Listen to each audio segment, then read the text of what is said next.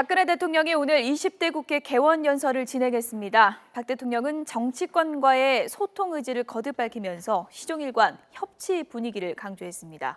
여소야대를 맞은 임기 말 협치가 진짜 이루어질 수 있을지 주목됩니다. 두 분 모셨습니다. 이상일 YTN 개건 해설위원 그리고 서양호 두문정치전략연구소 소장 나와 계십니다. 어서 오세요. 네. 20대 국회가 오늘 공식적으로 출범했습니다. 오늘 어떤 말과 어떤 표정이 카메라에 담겼을까요? 함께 보시죠. 선서 나는 헌법을 준수하고 국회의원의 직무를 양심에 따라 성실히 수행할 것을 국민 앞에 엄숙히 선서합니다. 지금 대통령께서 입장하고 계십니다.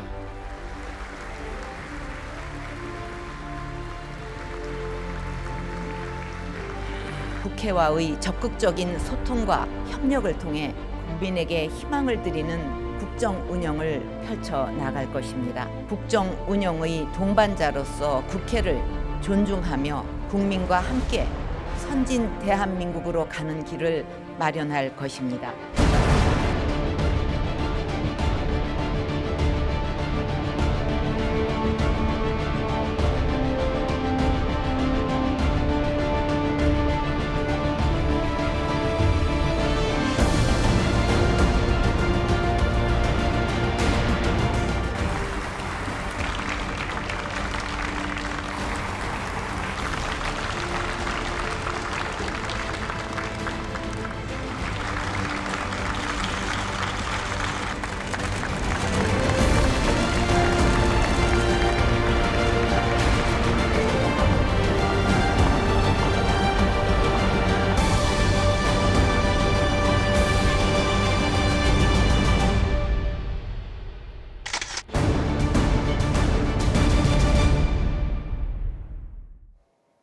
네, 휴대폰 카메라로 선서를 찍는 장면이 마지막 장면이었는데 마음속에 좀 저 내용을 꼭 담아뒀으면 하는 개인적인 바람이네요. 오늘 박근혜 대통령이 국회를 찾았습니다. 핑크빛 협치라고 했는데요. 이 협치가 좀 제대로 이루어질 수 있는 내용이었습니까? 네, 그동안 박근혜 대통령이 여러 차례 이제 국회를 방문했었습니다만 그런 분위기와 좀 다르게 오늘 행사는 이제 국회 개원 연설이었고요. 실제 이제 그 행사의 주인공은 20대 국회를 이끌어갈 국회의원들과 이제 의장단이 될 텐데 거기에 이제 행정부 수반으로서 여러 가지 협조를 요청하고 축사를 하러 간 자리였습니다. 거기에 걸맞게 대통령의 이번 메시지들을 보면은 3당 대표의 회동 정리화라든가 또 협치를 강조한 부분들 그리고 이제 여러 가지 그런 어떤 국회 협조를 당부한 부분들 메시지 자체가 톤이 굉장히 부드러웠고요. 그리고 그런 어떤 협조를 요청하는 그런 그 스타일에서 계속 이렇게 일관되게 유지를 했는데 전반적으로 그런 면에서 본다면 과거의 어떤 강한 톤으로 국회를 압박하던 그런 모습에서는 달라진 것으로 보입니다만 조금 더 그 협치에 대한 부분들이 확실하게 좀 강조되는 메시지를 좀 갔으면 어떨까 하는 아쉬움이 좀 남는데요. 예를 들어서 뒷부분에 가서는 이제 구조조정이라든가 노동개혁 또 규제개혁 등에 대한 어떤 여러 가지 당위성들과 협조를 요청했습니다. 그래서 결국 협조와 협치 사이의 어떤 중간쯤에서 머문 게 아닌가 하는 아쉬움이 좀 있는데요. 협치에 대한 어떤 정부의 입장 변화라든가 태도 변화 이런 부분까지 좀 전향적으로 갔다면 좀 더 그 인상 깊은 연설이 되지 않았을까 생각됩니다. 여당도 야당도 그리고 대통령도 기본은 했는데 그 이상 보여주지 못하는 게 아닌가. 대통령의 화사한 옷차림 그리고 온화한 말투, 예년보다 달라진 그 여와 야의 반응들 다 좋았고 대통령께도 협치도 언급하고 소통도 얘기하신 것까지는 좋았으나 실제 여소야대 민의를 수렴해서 기업하기 좋은 나라에서 중산층과 서민이 살기 좋은 나라로 정책의 국정 운영의 정책을 바꾸겠다 이런 정도의 의사를 표명했으면 어땠을까. 그것이 없는 태도와 자세의 변화만에 그친 다소 좀 아쉬운 그 시정연설이 아니었나 그렇게 좀 생각이 듭니다. 네, 북한 경제 협치 여러 가지 내용에 대해서 이제 연설이 있었고요. 일단은 여야 대표 모두 다 일어나서 입장과 퇴장 때 박수를 치면서 상당히 좀 화기애애한 그런 분위기가 연출이 됐는데요. 이번 연설 중에 의미심장한 발언도 있었습니다. 어떤 내용인지 좀 들어보시죠. 취임사는 꿈으로 쓰고 퇴임사는 발자취로 쓴다고 했습니다. 다시 한번 제20대 국회의 역사적인 개원을 축하드리며 의원 여러분들의 초심이 임기 말까지 이어져서 대한민국 헌정사에 큰 족적을 남기는 의정 활동을 펼쳐 주실 것을 국민과 함께 기대하겠습니다. 감사합니다.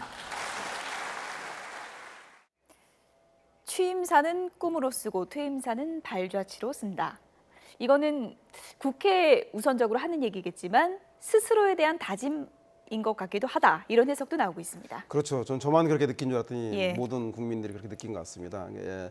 처음 초심으로 국회의원 당선된 마음으로 꿈을 많이 품고 왔을 테니 퇴임 때까지 열심히 일해서 마지막 발자취를 남겨달라라고 하는 당부의 말이기도 하지만 어쩌면 퇴임을 앞두고 있는 당신의 그 대통령의 심정을 이야기하면서 예. 그래서 국정 운영의 성과를 맺을 수 있도록 국회가 협조를 좀 해주십사라고 예. 하는 또 당부의 말, 본인에 대한 또 각오와 다짐을 밝히는 건 아닌가 그런 생각이 들었습니다. 네, 좋은 족적을 남길 수 있도록 협치를 좀 해달라 이런 당부기도 하겠죠. 그렇죠. 예. 뭐 말 그대로 유종의 미를 거두길 바란다는 기대도 있고 또 예. 그렇게 정부가 갈 수 있도록 도와달라 이런 의미가 좀 중첩된 그런 어떤 메시지로 보이는데요.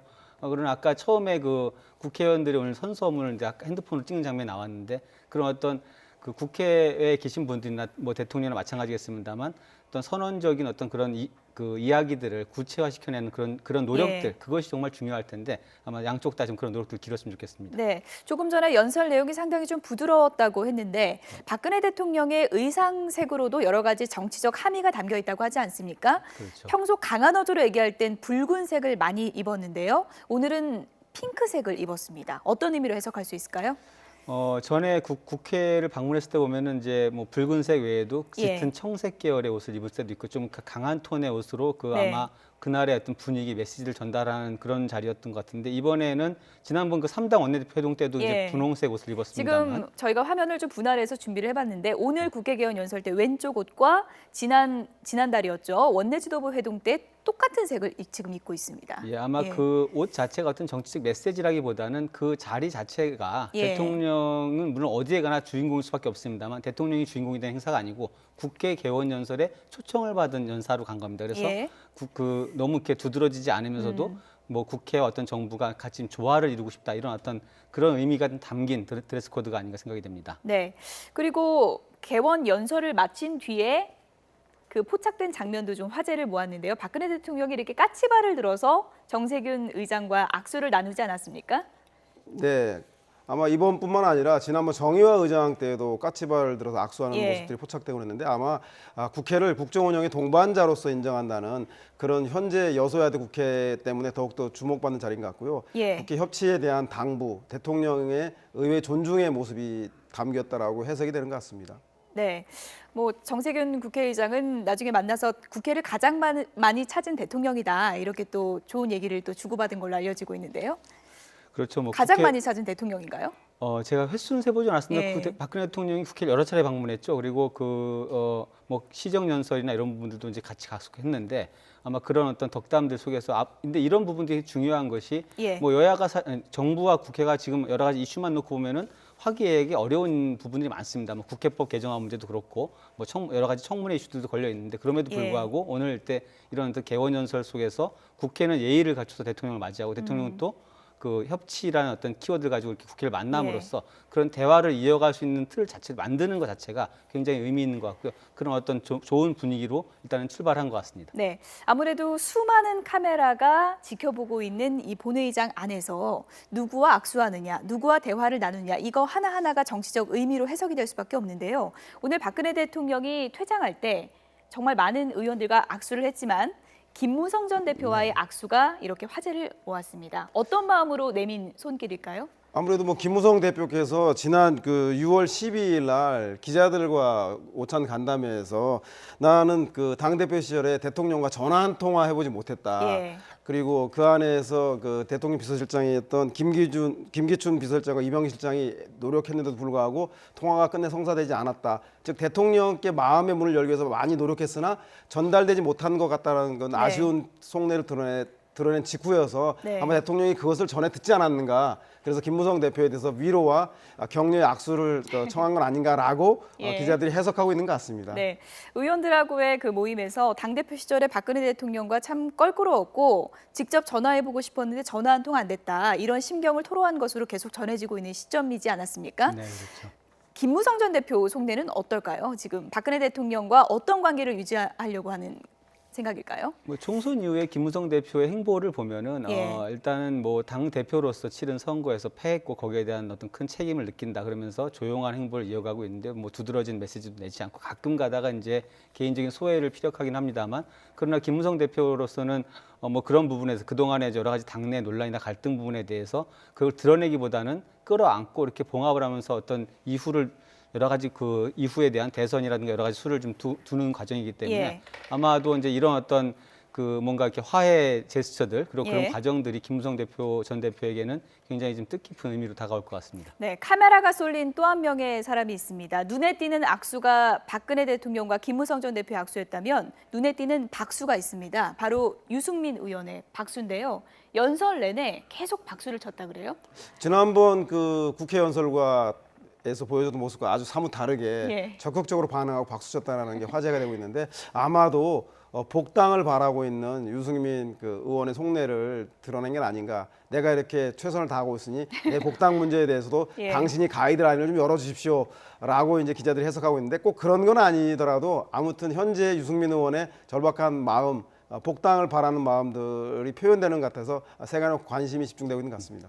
유승민 의원을 놓고 사실 새누리당뿐만 아니라 밖에서도 굉장히 논란이 많죠. 뭐 국민의당에서도 긍정적으로 평가한 메시지가 나오고 혹시 이제 장 외에 있는 유승민 의원이 다른 선택을 할 수도 있다는 분석들이 나오고 있는데 유승민 의원은 총선 이후에 그 복당 신청을 해놓고 한결같은 모습을 보이고 있는데 예. 아마 그런 오늘의 어떤 이런 제스처들은 그런 어떤 외부의 어떤 힘이나 뭐 유혹에 흔들리지 않고 나는 새누리당의 일원으로서 역할을 하고 싶다라는 어떤 그런 그 강한 의지를 드러낸 어떤 박수가 아닌가 생각이 됩니다. 네.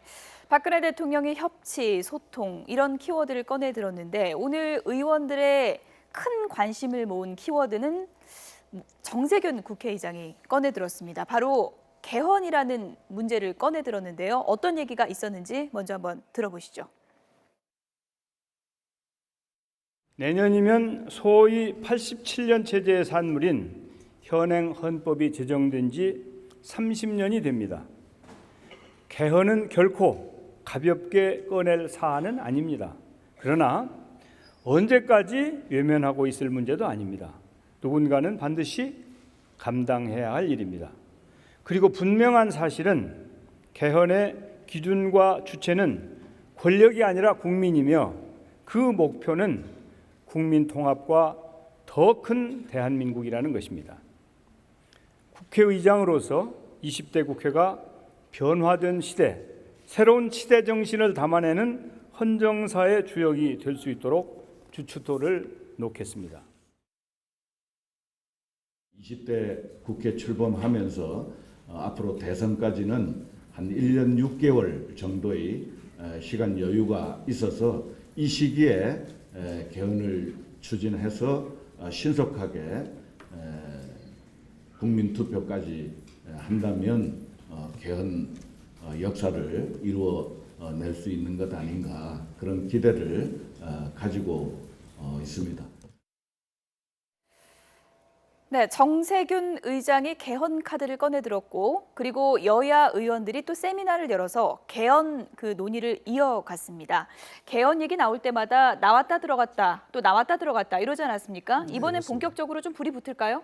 뭐 아무래도 의원들은 그 해마다 그 때마다 그 개헌 얘기를 하고 있는데요. 네. 문제는 이제 국민들의 그에 대한 공감과 필요성에 대한 합의 절차가 필요한데 아무래도 대통령 중심제 갖고 있는 그 승자 독식의 문화, 그리고 대통령의 지나치게 권력이 집중되는 문화에서 분권과 그 화합과 협치를 상징하는 의원 집정부제라든가 내각제로의 개헌들은 일견 좀 안정적 정치 구조로 보입니다만은 예. 이미 정치권에 진입해 있는 의원들이나 정치 세력에겐 유리한 구도일지 몰라도 정치권에 미진입한 세력들이라던가 그리고 대통령이 되고 싶어하는 차기 주자들에게는 아무래도 자기의 권력을 분화시킨다는 것 자체가 달가울 리가 없을 것 같습니다. 예. 그래서 아마도 대통령 선거 직전에 이루어지는 개헌 논의는 크게 힘을 못 가진 것도 사실인 것 같습니다. 개헌이라는 게 워낙에 광범위한 문제고요. 또 어려운 문제입니다. 시청자분들을 위해서 어떤 게 핵심적인 내용인 건지 좀 설명을 해주시죠.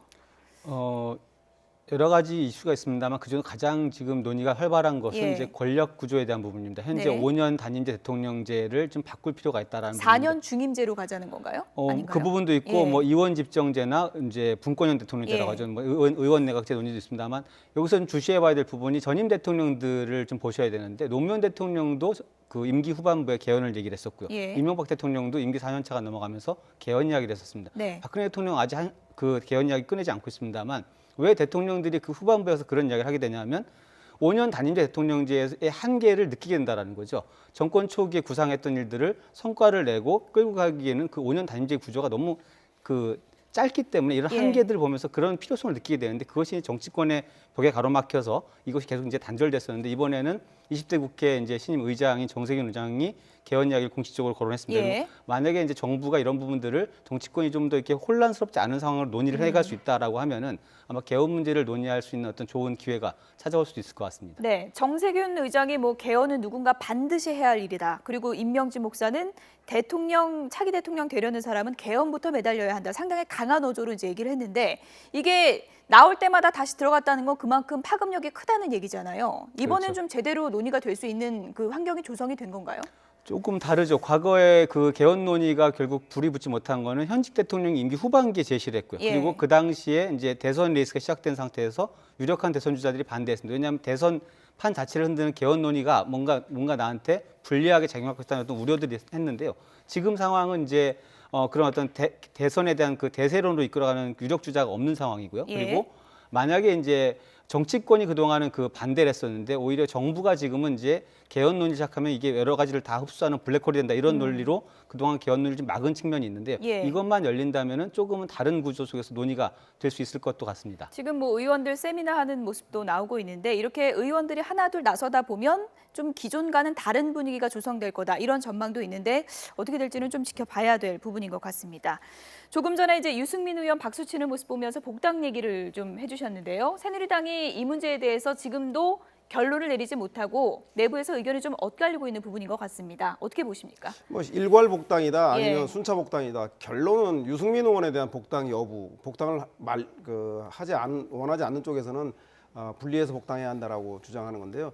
이번 총선의 새누리당이 이번 총선에 패배한 원인이 예. 친박에 의한 비박계에 대한 공천 배제가 그 패권적 그 당 운영이 핵심적 원인 아니겠습니까? 그것을 반성이라고 한다면 원래대로 돌려놓는 것, 즉 전체적으로 일괄 복당시키는 것이 그러니까 순차적인 도리임에도 불구하고 예. 여전히 유승민의 그 의원의 복당에 대해서 상당히 껄끄러워하는 부분이 있기 때문에 아마도 선별 복당이니 그 일괄 복당이니라는 얘기가 나오는 자체가 유승민 복당을 염두에 둔 그렇죠. 복당을 저지하기 위한 그 논리에 불과한 거 아닌가 그런 그 의구심이 예. 드는 대목입니다. 유승민 복당을 어떻게 할 것인가 이 부분이 핵심 포인트고요. 16일에 이제 이걸 논의한다고 합니다. 며칠 남지 않았는데요. 지금 내부에서 서로 다른 목소리가 나오고 있습니다. 심재철 의원과 김영우 의원의 얘기 한번 들어보시죠.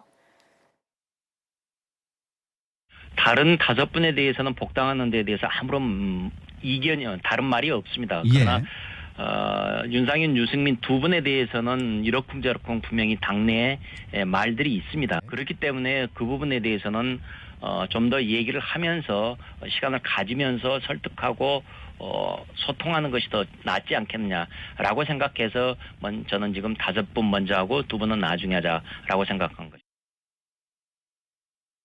복당 문제에 대해서는 가부간의 결정을 빨리 하는 것이 중요하다 생각합니다. 이 공천 과정처럼 질질 끌면 우리는 다시 계파의 수렁에서 벗어날 수 없다고 생각합니다. 이 문제는 가부간의 결정을 빨리 하는 것이 좋다. 이것은 두루두루 의견을 들어가면서 토론할 문제는 아니라고 봅니다. 특히 우리 비대위 차원에서는 정치적인, 정무적인 결단을 내려야 이 문제가 마무리될 수 있다 이렇게 봅니다. 제 생각 같아서는 일괄 복당하는 것이 맞다고 봅니다만은 이 문제에 대해서는 비대위에서 토론이 있을 걸로 이렇게 생각합니다. 이 지리한 논쟁이 언제쯤 끝날지 모르겠습니다. 일괄 복당, 선별 복당, 유승민 의원이 이제 가장 핵심적인 문제일 텐데요. 이게 어떻게 정리가 될까요? 지금 흐름으로 봐서는 비상대책위원회가 이제 막 60여일 좀 넘는 기간 동안 활동을 예. 하게 되어 있는데 아마 유승민 의원의 복당이라는 그 가장 큰 새누리당이 안고 있는 뇌관 같은 것이죠. 이것을 정면으로 건드릴지 조금 의문이 듭니다. 그래서 아마 이 문제를 좀 피해가려는 그런 느낌이 좀 많이 감지가 되는데 그럼에도 불구하고 결국 비상대책위원회란 이름에 걸맞는 활동을 하고 종료를 하려면 짧은 기간이지만 이 문제를 정면으로 논의를 하고 결론을 내는 어떤 그런 모습을 보여야지만 구조적인 문제들은 여러 가지 대안들을 차근차근 마련할 수 있겠지만 예. 결국 새누리당 내에 이런 개파 논쟁 갈등의 불씨를 해소하는 것이 아마 비상대책위원회는 그 이름에 걸맞는 활동을 남기고 끈을 내는 게 아닌가 싶은데요. 예. 이 논의를 좀 지켜봐야 되겠습니다만 지금까지 기류로는 이렇게 적극적으로 이 문제에 나서를 그런 기류는 보이지 않는 것 만약에 같습니다. 선별로 결정이 나고 유승민 의원 복당이 전당대회 전까지 결정이 안 된다면 새누리당의 뭐라 그럴까요? 좀 내분이 수습이 되고 혁신을 할 수 있겠습니까? 뭐 도로 친박당이 현실화되는 문제이기 때문에 아무래도 뭐 현재 비상대책위원회가 중앙위원회에서 그 위원 선임이 거절당하면서 예. 그중에 핵심적이었던 이해훈, 김세현 의원이라고 하는 유승민계 의원들이 배제되고 예. 나머지 의원들이 되면서 사실상은 뭐 그 친박의 비대위를 용인하는 꼴이 되었는데 따라서 이 문제가 현재는 친박 비박이 잠복했을지 몰라도 전당대회를 앞두고 결국은 친박계 비박계 당권 투쟁으로 아주 그 갈등이 전면화될 우려가 높기 때문에 그런 갈등이 너무나도 전면화되는 걸 막기 위해서도 이번에 그 물꼬를 좀 터주는 것이 새누리당의 예. 당내 발전에서 바람직한 게 아닌가 그런 생각이 듭니다. 일단 16일이면 사흘 뒤인데요. 어떤 논의가 이루어질지 좀 지켜보겠습니다. 지금 새누리당도 복당 문제 때문에 좀 논란이 있는데 가장 머리가 아픈 당은 아마 이 당이 아닐까 싶습니다. 총선 때까지만 해도 분위기가 좋았는데요. 국민의당 주제와 함께 보시죠. 국민의당이 김수민 의원의 리베이트 의혹과 박선숙 의원의 불법 정치자금 수수 의혹을 조사할 자체 진상조사단을 꾸렸습니다.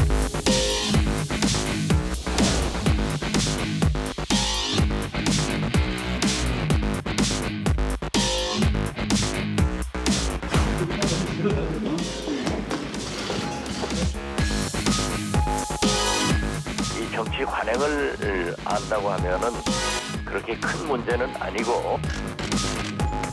이게 아무 말씀 안 하신다고 지나갈 일이 아닌데. 말씀 해주세요. 의원님 이게 국민의당이 말한 새정치인가요? 입장 좀 해주셔야죠.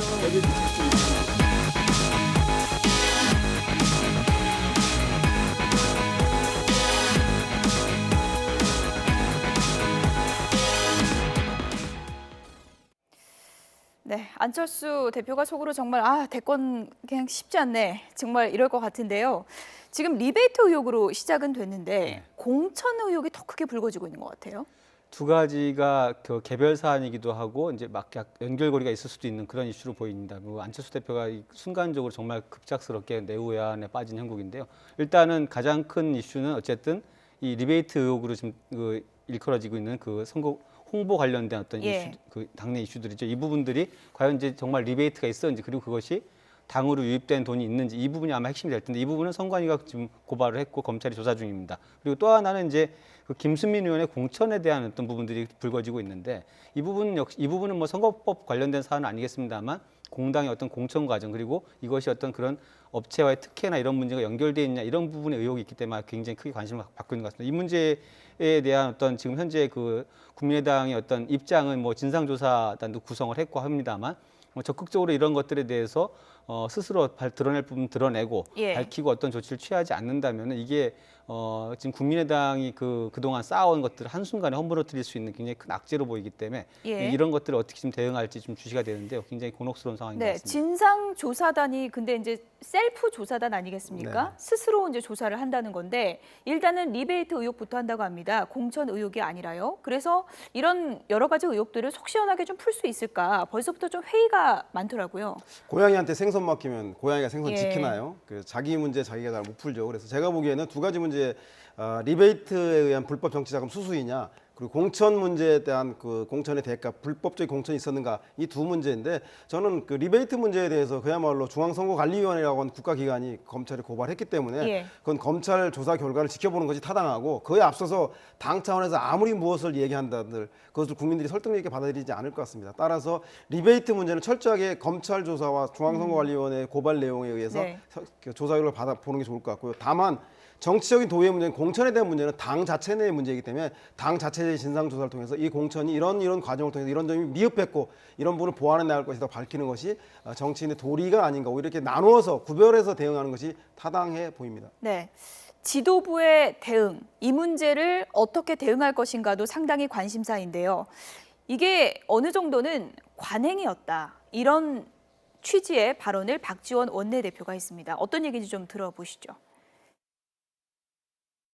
청년이나 상당히 그 가치가 있는 분에 대해서는 우리가 발탁을 해가지고 서류를 직접 만들도록 요구를 해서 공천을 하기 때문에 이 정치 관행을 안다고 하면은 그렇게 큰 문제는 아니고, 7번 문제도 국민의당의 여러 가지 분석을 보면은 5번 이외에는 어렵다 하는 거기 때문에 그렇게 큰 문제가 아니었을 겁니다. 일단은 일반 국민은 관행을 잘 모릅니다. 그렇기 때문에 잘 모르겠습니다. 어떻게 해석하십니까?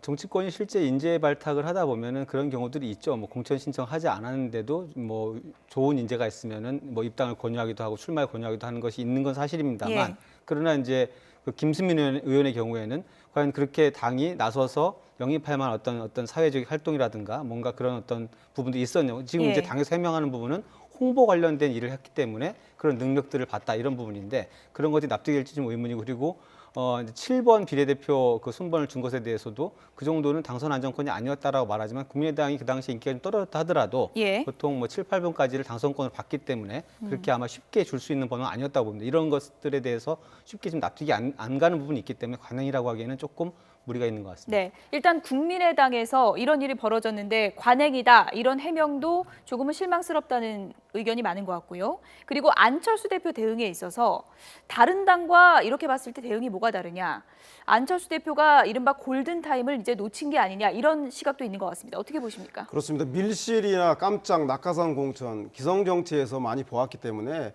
국민의당에서 한다 그러면 그리 놀랄 일은 아닙니다만, 국민의당이 창당이 새정치를 표방하면서 기성정당의 양당의 그 낡은 정치를 탈피하고자 국민들의 지지를 받지 않았겠습니까? 따라서 국민의 눈높이가 그만큼 엄격하게 높기 때문에 거기에 맞는 단호한 그 조치와 그 해결 방식이 있어야 하는데도 불구하고, 초반부터 안철수 대표께서 검찰 조사를 지켜보겠다, 국민께 사과한다, 진상조사를 해보겠다, 이런 식으로 우왕좌왕하면서 국민들의 신뢰를 처음부터 받고 있지 못한 태도를 보이고 있습니다. 그래서 지금이라도 단호하게, 아니 세비는 반납하겠다고 일하는 국회의원, 세비 반납하겠다는 분이 이런 비리가 문제가 생기면 검찰이 기소된 단계에서부터는 단호하게 배지라도 반납하는 그런 결의와 의지를 보이는 것들이 새 정치를 기대하는 국민들의 도리가 아닌가, 그런 생각이 듭니다. 네. 이상돈 최고위원이 안철수 대표 의지에 달려 있다, 이 문제는, 이렇게 이제 발언을 했는데요. 안철수 대표가 이 문제를 어떻게 풀어갈지 좀 지켜볼 대목인 것 같습니다. 이상일 YTN 개건 해설위원, 그리고 서양호 두문정치전략연구소 소장이었습니다. 두 분 고맙습니다.